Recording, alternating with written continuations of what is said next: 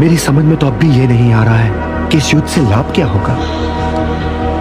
तुम ये निर्णय केवल इसलिए नहीं ले पा रहे हो पार्थ कि तुम इस क्षण को केवल व्यक्तिगत लाभ और व्यक्तिगत हानि के तुला में तोल रहे हो। यही तो मोह का बंधन है पार्थ, यही तो तुम्हारे शोक की जड़ है।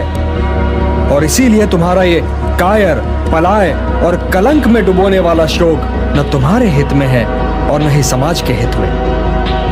यह शोक न वर्तमान के लिए शुभ है और न ही भविष्य के लिए।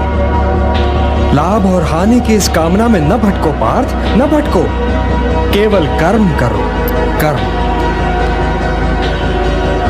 हे पार्थ, सामान्य पुरुष विषय का ध्यान करता है और विषय का ध्यान उसे आसक्त बना देता है। इस आसक्ति या लगाव से काम का जन्म होता है।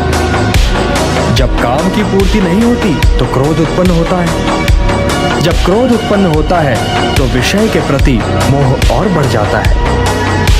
और जब मोह और बढ़ जाता है पार्थ, तो सोचने की शक्ति भटक जाती है। जब सोचने की शक्ति भटक जाती है तो बुद्धि का नाश होता है।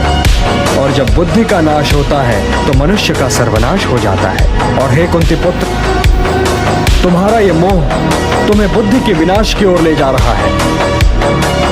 तनिक सोचो पार्थ कि जिसके पास बुद्धि ही ना होगी उसे शांति कैसे मिल सकती है। वो तो शांति और अशांति में अंतर ही नहीं कर सकता। और जो शांति को अशांति से अलग तक नहीं कर सकता, वो